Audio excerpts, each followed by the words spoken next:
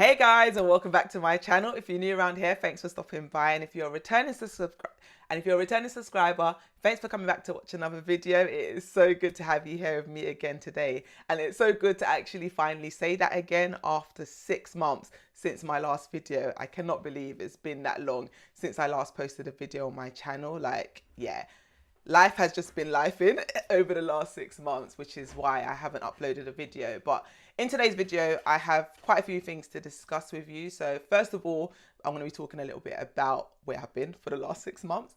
Then I'm going to be talking about my YouTube channel, the impact that my break has had on my channel, and the direction in which I want to take it over the next 6 months and into the future.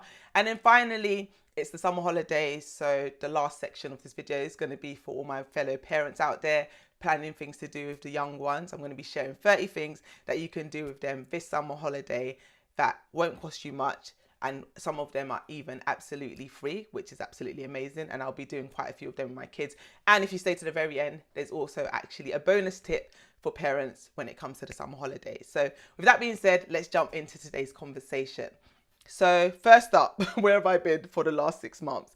Yeah, like I said a second ago, life has just really been lifing. So yeah, had a lot of family stuff going on at the beginning of the year, which kind of set me back. It's so funny because my last video that I made, I was talking about it was my 2-year anniversary YouTube. It was my 2-year YouTube anniversary video 6 months ago, and I was just like, yes, it's been 2 years of me being consistent, me posting every day. And then I went from that to literally posting nothing for 6 months, which was a bit crazy, but hey ho, it is what it is. I'm back, and I'm hopefully going to be back to stay and post regular consistent content with you guys again. But yeah, so where have I been? Like I said, life has been happening. I had so many things planned in terms of content I wanted to share with you guys in the new year, vision boards, goals, my budget recap for 2020, 2021. Like, yeah, there was so much content I had planned, but 6 months into the year, it's like a bit late to now be sharing that content. So there is a new direction in which I'll be going for the rest of the year, which I'll be sharing a bit later on in today's video. But yeah, I see a few people have joined me. Yay. Let me know where you're joining me from, and yeah, who you are, where you're joining me from. So good to know that people are actually still subscribed, so that's cool. Yeah, if you see me looking down, it's because I'm looking at my notes. I made a few notes so that, yeah, I don't lose track of what I'm talking about, because it has been a while, so I'm a little bit rusty, but it's all good. We move. So yeah, life has been happening. Exciting plans that I had didn't go according to plan. And I think what basically happened is the longer I was offline, the harder it was to come back online. So literally, the more time went on, it was like, okay, by March in my head, I was going to be back on YouTube, right? And then, yeah, March came and went, April came and went, May came and went, and now we're like midway through July, and I'm only just coming back. And it got to the point that I've had to just go live in order to force myself to make this video. Otherwise, I would have continued to procrastinate, and before you know it, we'll be saying Happy New Year and heading into 2023. And I couldn't let that happen. I couldn't just let my channel completely die, because yeah, I know there's people that actually enjoy this content, and I enjoyed making content once upon a time, and I've rekindled my love for content creation. And there's so much stuff that I want to share with you guys moving forward, which I will be talking about later on in today's video.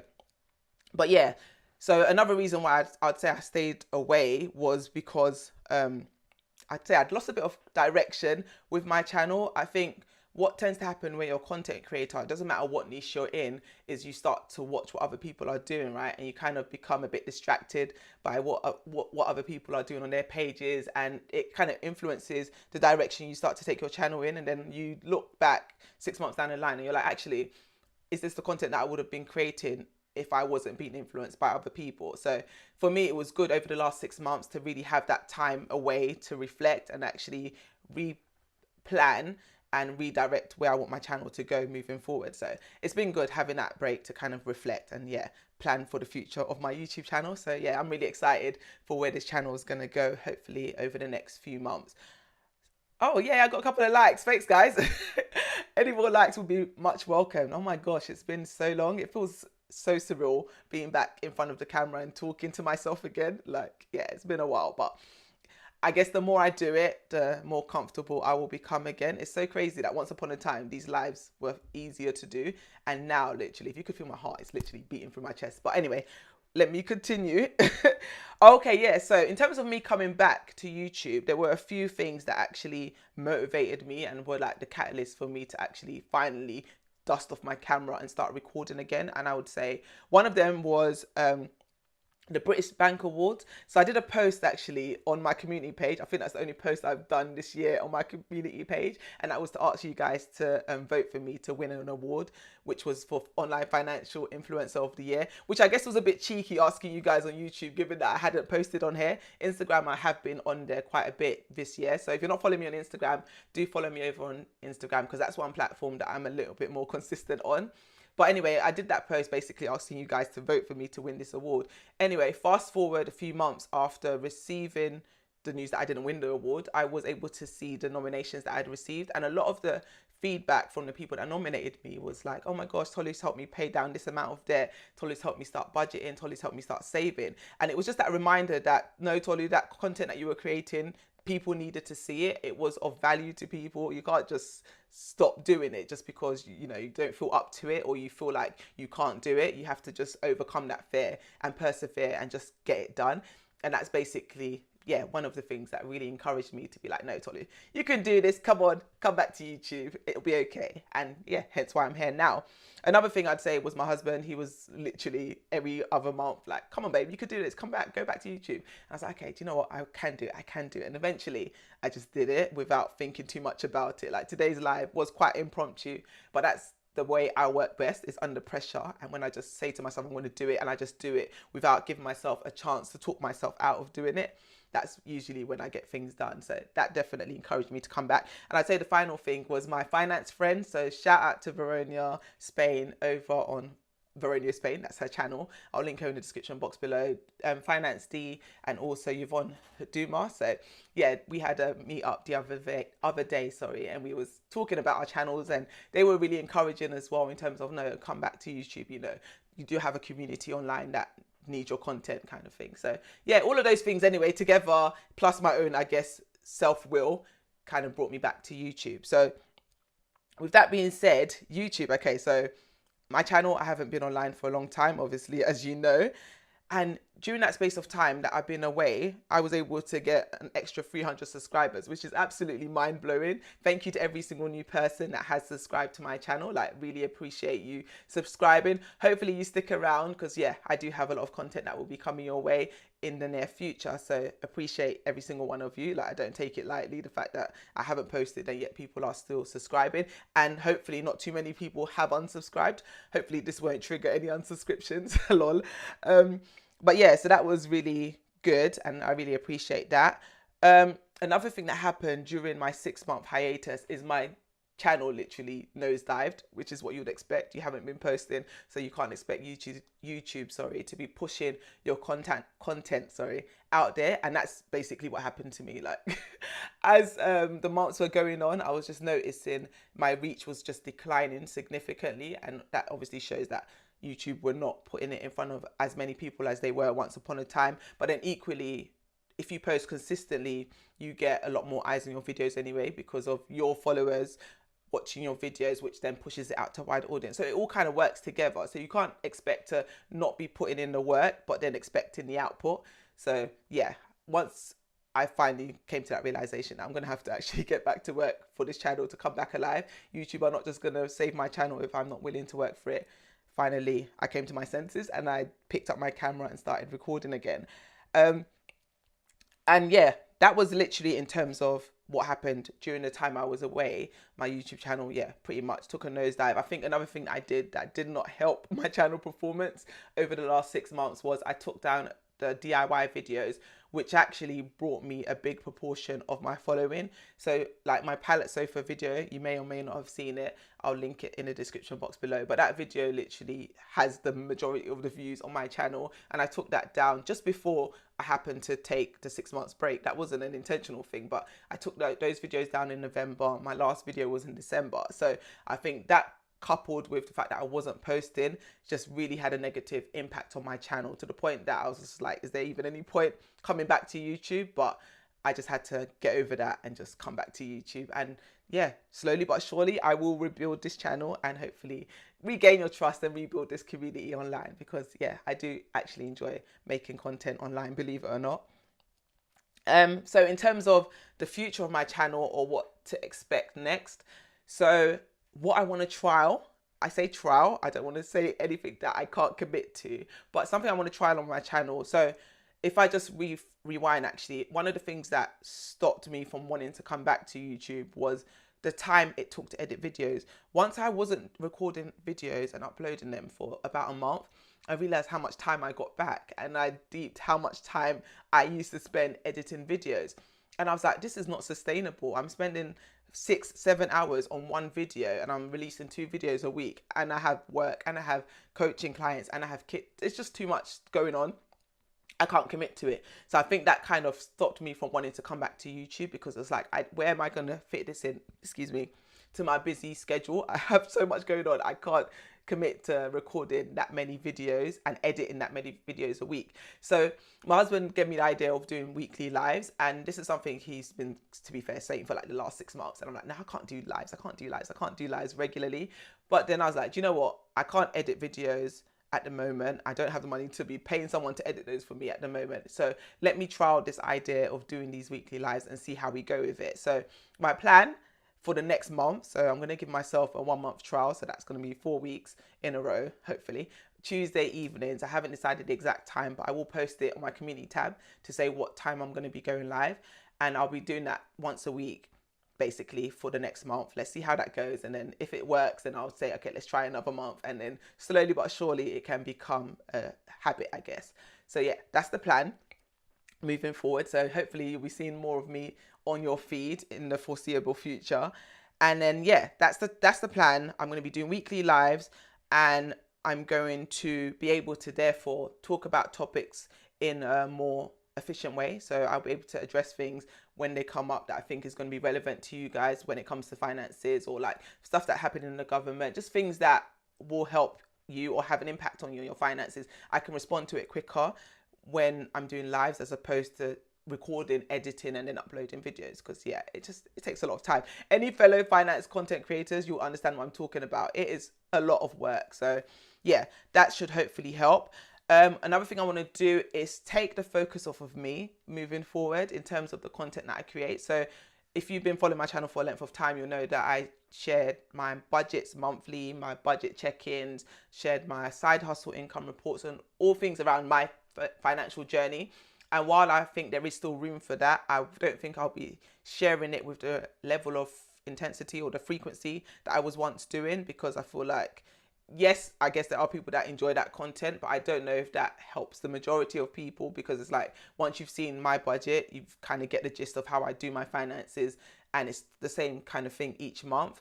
Whereas what I would like to do moving forward is maybe explore different budgets for different families, financial situations, and in that way it can help more people, because you can see, okay, maybe that scenario isn't relevant to me, but this scenario is. And yeah, if that makes sense, I'll just be exploring different budgeting methods. And the same thing with side hustles. So yes, I do love a side hustle, I can't lie. I will be, rather than just saying, oh yeah, this is how much I've made using this side hustle, it's more, okay, this is how you can try this side hustle in order to make extra money for yourself too, if that makes sense. So yeah, I just really want to, moving forward, be more helpful to you as a viewer, and hopefully you appreciate that kind of content. Let me know in the comment section below, actually, if that is the kind of content that you would prefer to see, content that is, I guess, more universal, or content that, finance content that is more relatable to yourself. So when I talk about budgeting, for example, zero-based budget, that is my go-to budgeting style. I love it. I live by it. I'm always preaching about it to anybody that will listen. But I have to respect and accept that not everybody has the same way of managing money, and not that budgeting method isn't necessarily universal for every single person. Some people can't be that, what's the word? They can't be that, I won't say disciplined, that's not the word I'm looking for, but as in, you know, with the zero-based budget, basically you have loads of different categories, and every single penny and pound is given an assignment, whereas not everybody works with that level of detail. So there are different budgeting methods that may be more suitable to your personality and the way you handle money. So yeah, things like that basically is what I would like to explore a little bit more for you guys moving forward on this channel. And then also Q&As. So this will be your chance to literally ask me anything money related. So budgeting, savings, side hustles. Investing is a topic that I'm still studying myself. So you can ask me questions. If I don't know, I can signpost you to somebody that I know would be able to help you with those questions. But I'll be doing weekly Q&As in the Tuesday lives as well. So what I'll probably do is on my Instagram, do a box where you can kind of submit your questions. They also have this feature now actually on Instagram. I've seen a few people do it where you can submit anonymous questions. So I'll just include that weekly, so you can include your question and it can be anonymous as well, so your name won't be added to the question. And then equally I'll do it on a community tab as well, give you the opportunity there weekly to kind of submit your questions. And just in general, if you have questions outside of the time that I put the box up for you to submit it, you can just DM me, and then I'll address it. If I can answer it then to be fair, I probably will, but if not, I will just answer it in the Q&A. But like I said, we're testing this for a month, so let's see how it goes, and then we can do like a little feedback session, I guess, at the end of the month. How has it been for you? How's it been for me? And then we can decide what to do the following month. But I think that was it in terms of the updates that I wanted to give. So loads of other topics as well. So other topical videos I'll be covering. I'll also be doing Q&As, which I mentioned. Okay, that's it. So that's the kind of content that I want to cover over the next month with you guys. So hopefully you guys will stick around for it. And again, feedback will definitely be appreciated. So let me know in the comment section if it's working for you, what you think of it, if there's anything else you would like to see in those weekly lives, and I will try and incorporate it if it's applicable or if I think it would be a good fit for what I'm speaking about on the episode. And then, that's it. Well, that's it in terms of those areas. So the next thing that I wanted to go on to talk about really quickly was summer holidays. So summer holidays are upon us. My sons finished school literally today, actually, as we speak. They broke up today for the summer holidays. So 6 weeks now to kind of keep them entertained, keep them well fed, and make sure I don't break the bank and break my budget. So what I've done is I've compiled a list of 30 things that you could potentially do with your little ones over the summer holidays that won't break the bank, and a lot of them are in fact free, which is absolutely amazing, because who doesn't want things for free? And especially if the little ones are going to enjoy it, then it's a win-win situation, right? So with that being said, I'm going to get into that list for you now. So things to do over the summer holidays. So first on the list, I've got obstacle courses that you can do in the house or in the garden. So I don't know about you, but I've got 3 young boys and they love adventures. They like competition as well. So if you can turn anything into a competition, they're going to be about it. So obstacle courses are definitely something I want to try out with them this summer. I've never actually done one for them. I saw them do one at Sports Day the other day and I was like, oh my gosh, I can so remake this at home. So I intend to do that. Museums. So museums are definitely something I'll be taking the boys to. There's quite a few actually in London where I am. I'm not sure where you're based in the world, but museums, for the most part, are free. There are a few that you have to pay for, or they accept donations. But museums are good because they're educational, and they also usually have like fun activities for kids to do there too. And it's just a nice fun day out. Take them on the train. They're going to enjoy that train ride there too. So that's a fun day out, I think. Nature walks. Especially now that the weather is beautiful in London, touch wood, it stays that way. But at the moment we have really beautiful weather. So take advantage of that weather and utilize it. Take the kids to the park. Let them explore parks that they don't usually go to. So I know for me, I fall into the habit of going to the same parks. I fall into the habit of going to the same local parks around my area. And this summer holiday, I've been very intentional. Oh my gosh, I actually created like a summer holiday planner. So I created a plan for the whole 6 weeks holiday. So I've got all these parks that I've never been to with the boys before that I've put in there that I'm going to be taking them to over the summer holiday week. So that should be really good. And I'll definitely encourage you, get out in nature with the kids. It's good fun, good exercise, and it's good for them all over, right? Or good for both of you all over, should I say. Also, where are we on my list? 1, 2, 3, 4, 5. The library. So local libraries, they're free to go to. Sign them up if they haven't been signed up. They can literally take out I think like 10 books. My local library is anyway. Check with your local library how many books they can take out. But in addition to taking out books on a library, a lot of them have summer programs that they do. So they have story time, they have arts and crafts, all of these things which are free at your local library. So definitely just go on your local library website and see what activities that they have planned for the summer. I know they usually have the summer reading challenge, which is also a really good activity to encourage them to read and also get rewarded for their reading over the summer. Also, I've got a scavenger hunt, because who doesn't love a scavenger hunt? It's something that I used to enjoy doing as a kid, and I have never done it with my boys, and it's something I want to try with them this summer holiday. So if you've never done a scavenger hunt, it's time to give it a go, I would say, and try it with your little ones.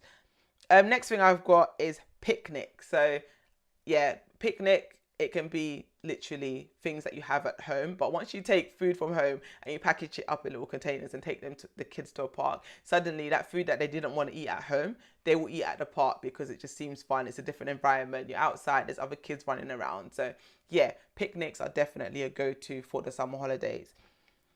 Another thing you could do in the summer holidays is go to local farms. So a lot of local farms are free. Again, they accept donations. There are farms that charge, but those tend to be more privatized ones, I guess you could say. And they're like, yeah, you have a lot more going on there, which is why I guess they charge. But there are free ones too. If you just literally look on your local website or Google free farms in my area, you'll come across a few. I would tell you the ones that are around my area, but then that's too much information, I guess, in terms of my location. So farms, generally, there are a lot of free ones in London anyway. Next thing I'd say is playgrounds. So again, similar to the nature walks, there are so many playgrounds across the UK, across London, and I tend to, again, go to the same handful of playgrounds. But this summer, I've written down ones in the calendar that are ones that we've never visited before. So that's going to be really good. Hiking is another one. So get those, is it quads or hamstrings? I don't know. The muscles in your legs, get them get them working by going for a hike with the kids. Like my kids, they'll probably hate it because they don't like walking anywhere, but I'm really trying to encourage them to get more active because they're so young. You're too young to not be active. So I think hiking would be great, especially in all weathers as well. If you just dress appropriately, it will be good for the kids. Fly a kite. This is something I've never done, but a couple of times I've gone to the park and I've seen parents flying kites with their kids, and I'm like, oh, that is so cute. I need to do that. So I do need to buy a kite and learn how to do it, and then take my kids. I don't want to take them when I don't know how to do it because I don't want them to see me failing at it. But yeah, I think if you've got a kite, take your kids to the park. The weather should be okay. Well, depending on what the weather is saying, actually. Look, if you've got good enough good enough wind, then yeah, flying a kite at the park could actually be great fun for the kids. Okay, next one I've got is DIY crafts, arts and crafts. I haven't specifically written what to do. If you go on Pinterest is amazing. If you don't use it, get to know about Pinterest because there's so many different creative ideas on there for things you can do with the most random items in your house. Like, because I don't know about you, but sometimes I get short of ideas in terms of creative tasks to do with my kids. But if I just go on Pinterest, like literally just type lion, I don't know, kids lion project, you'll come up with all kind of ideas of ways to do it. And then you could just do that with the kids. I think you could literally come up with an art project for each day of the week for the whole summer holiday and not run out of ideas on Pinterest. So yeah, definitely DIY crafts, arts and crafts needs to happen over the summer holidays. Another one I've got on here is train spotting. I don't know about you, but my kids, especially my eldest, he loves trains. So I think train spotting would be a really fun activity to do with kids too. Next up, I've got Lego. Again, Lego, oh my gosh, my kids could spend hours every day playing with Legos. If you have little ones that like Lego, then definitely make a day of it or have fun with them doing it. Because generally speaking, excuse me. Sorry, this is what happens when you're live. You can't edit these things out. But yeah, generally speaking, my sons actually love Lego and I tend to just let them play it by themselves. But I think during the summer holidays, I want to make an effort to at least once when they're doing it, actually join in with them and build stuff with them because I think that'll be a fun activity to do together as a family. So I take a sip of my water because my mouth is getting dry and there's still so many more on this list to get through. Okay. Okay, so back to the list. Family games night. So board games. Oh my gosh. So last year when we went away for our summer holiday to a caravan park, I think I mentioned it in one of my previous videos actually. We took board games and played like snakes and ladders and Ludo with the kids, and they absolutely loved it. Like board games were a thing in my childhood, but nowadays kids don't really play with them. But I don't think it's because they don't want to play with them. I think they're not told about them or shown about them. But when you actually introduce board games to the kids, they love them. So definitely dust off some of those board games from when you was a child and play it with your little ones, and they will probably enjoy it. Okay, so what else have we got? A blanket fort. Oh my gosh. So this is something that I still remember doing as a child with my younger siblings, like building blanket forts. So you just take like random bed sheets and quilts and you hang them over doors or over the beds, and then you like make like a campsite inside of those blankets and stuff, and it's really fun. And you can like even make your own hammock to go next to it and then swing each other on it. There's so much you can do, like literally with sheets and quilt covers. So yeah, I would say make a fort and then maybe even have a picnic inside the fort with the kids, or read a book or play games inside the fort. All those things little ones really will love. Another one actually, which is fun but also educational, is writing letters to friends and family abroad. Or they don't even need to be abroad, to be fair. They could be just in a different address, and get the kids to write a letter, draw them a picture and post it. I remember in Easter when we went away with the kids, one of the activities that they did, they were given a postcard, and we got them to fill out the postcard and send it to their grandma. And when we saw their grandma a couple of months later, she showed them the postcard, and they couldn't believe it that the postcard they sent arrived at her address. And yeah, just little things like that, excuse me, that we take for granted. The kids are like, oh wow, that's so magical. So yeah, definitely get them to write letters and draw pictures and send it to family members, or even find a pen pal online actually. Yeah, so many options, but definitely get them to do that. I'd say that's a fun activity. Puzzles, my little ones love puzzles. If your little ones like puzzles, then definitely let them have a day where they're playing with different puzzles, ones that are a little bit more challenging, that will take them a little bit more time to kind of figure out. I think will be good, because again, it's educational but also fun at the same time. Baking.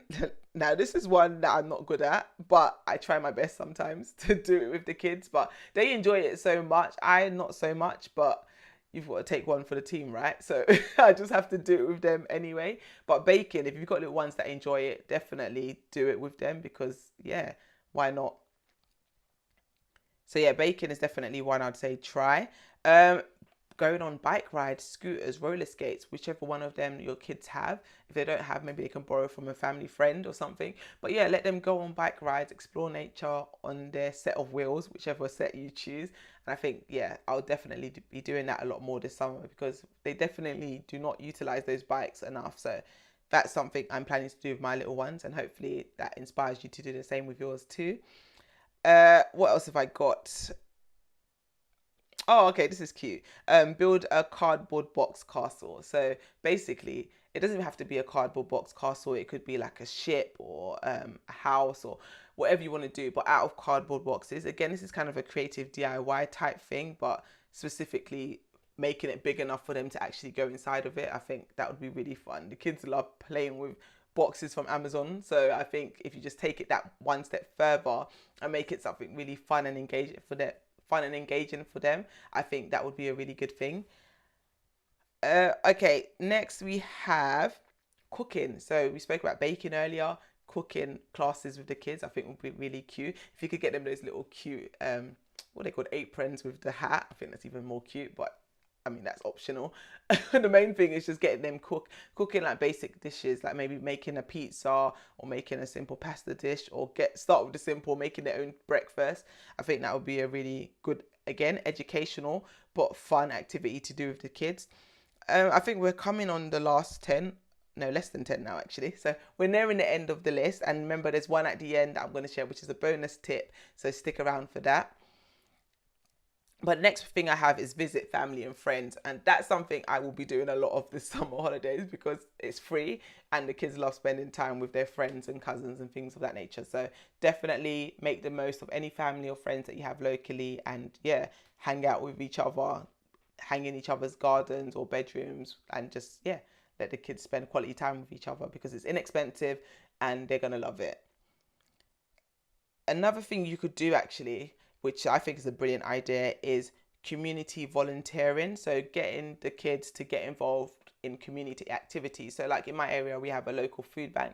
So I definitely would like to take the boys to one of the days when it's open and get them to help with giving out food to the homeless. And I think little things like that just help the kids in general. Again, educational, let them understand that different people have different provisions and understand the privilege that they actually have, and that not everybody is in the same privileged position that they're in. So yeah, I think any kind of community activity that you could get them doing, even if it's things like cleaning the local park, whatever it is, just to, I guess, humble them and keep them balanced and let them realize that not everything in life is free, and that, yeah, you are lucky to be in a position you are in, kind of thing. Next up I have is go to the beach. Oh my gosh, if you're based in the UK, you know that we've had, I won't even say beach weather actually, because it's beyond beach weather that we've been having over the last few days. But I mean, if the temperatures remain at like 25 degrees and stuff like that, then definitely head to the beach with the little ones, because again, it's a free day out, but one that they'll definitely love and enjoy. Preferably a sandy beach, but I guess pebble beaches, you can make fun, or you can have fun there too, but ideally, I guess we would want a bit of sand. But yeah, beaches definitely is a great one for summer holiday. I'd say another summer holiday thing you could do, which I think would be, actually, let me not lie, I was about to say, which I think will be really fun, but I'm going to rephrase that and say I think the kids will really find it fun, because for me, I don't think I'll enjoy it so much. But it's camping in the garden. So camping in the garden, like, instead of taking them to a campsite, I think that's beyond me. In the garden, I think I could just about manage. Yeah. So something like that I think would be fun. She says through gritted teeth. But no, seriously, camping in the garden, if you've got young ones that are adventurous, they like the outdoors and have actually mentioned to you before that they want to go camping, then maybe this can be like a taster session of what it would be like to really go camping by camping in the garden. Let's see how long they actually last out there during the night. 4 more. So we've got home DIY projects, and so this one is a bit of a cheat for parents. So basically get the kids to help out with projects around the house. So if you're doing painting one of the rooms in the house, get them to help with the painting. If you're decluttering rooms in the house, get them to help with the decluttering. Whatever you're doing in the house, get them involved and make it fun for them. So it's like who can empty the most bags in 5 minutes. Like, make it fun for them and the kids will just love it. Like my kids, it works every time. Just trick them into doing things, make it seem like it's a competition, and they'll love doing it, because they do generally like to just help. So I think, yeah, DIY where you can, washing the car, things like that, get them involved and make it a fun experience, a fun learning experience for them. Next, I would say free community events. There are so many community events going on. Like I said, the library earlier, also local churches, community centres, even at the school, find out what's going on. There's the magazines that, well, my school anyway, I think a lot of them, the boroughs, your local boroughs, they give you magazines with things going on in the summer. And if you join Facebook groups as well, you can ask questions about things going on in the community for free this summer, and just take them to as many as you can. There's quite a few storytelling ones that are taking place in parks. So you go to different parks across London and there's different groups doing storytelling for the kids. So just Eventbrite is a great resource, I would say, to check out. So if you don't know about Eventbrite, go on there, because there's so many different smaller community projects that you wouldn't necessarily know about unless you went via Eventbrite, or if you were based in that local area. Like if you're not from that area, basically, you wouldn't know about it. But websites like Eventbrite gives you access to that information that otherwise you would never have been able to get a hold of, if that helps. So definitely check out that website, Eventbrite.com. I need to get an affiliate link for them, because it's a really good website. I don't think they have a program, but in general, check it out, because yeah, there's so many of the things that I'm doing with my kids this summer holiday I got from Eventbrite. So definitely check it out. Just a couple more. So explore new areas. So for this idea is something I used to do when I was younger, believe it or not, and it's just getting lost in random areas. So like go exploring an area that's not on your area. So what I used to do is like get on buses and just go on that bus to the last stop and explore that new area. So things like that would be fun to do with the kids. Just, yeah, show them new experiences. It doesn't even have to be like literally random areas that you don't know. It could be in London, for example, you've got Central London, Trafalgar Square, all these landmark sites that you can take them to and talk to them a little bit about it. Thank God for Google, because you could just be Googling it as you're walking along, so they'll think mummy and daddy know so much, when in reality, you're just getting it all from your phone, but it's still good. So it's a fun learning experience, but also a fun day out for them, and it's not going to cost you much other than your transport to get there. And then last but not least, wow, we've reached number 30.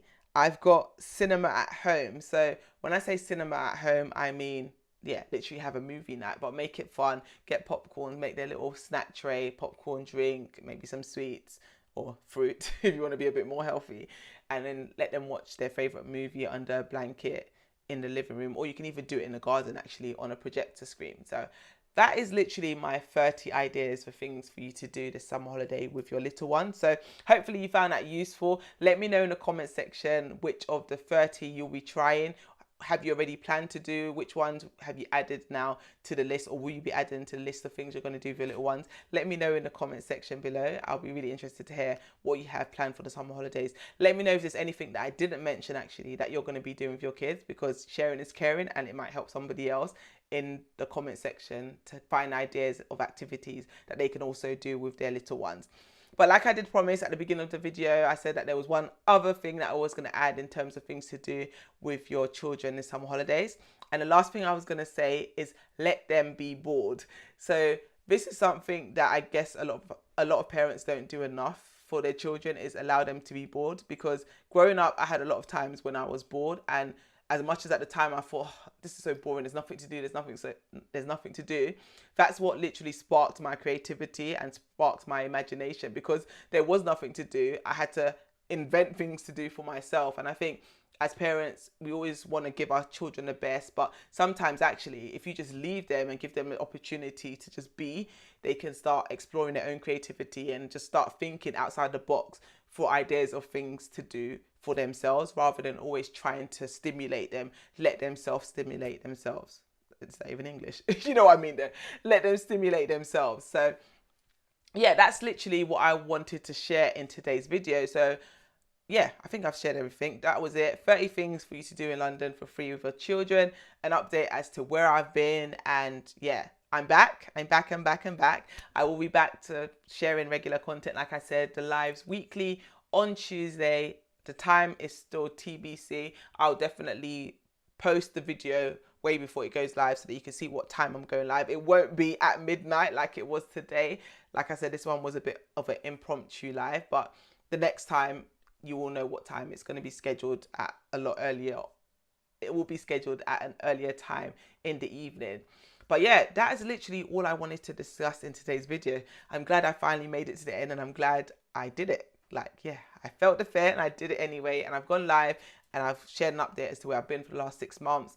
Hopefully it won't be another 6 months until you see me again. Nah, it definitely won't be. But until next time anyway, guys, thanks for watching, and I will see you on my next video. Take care, guys. Bye.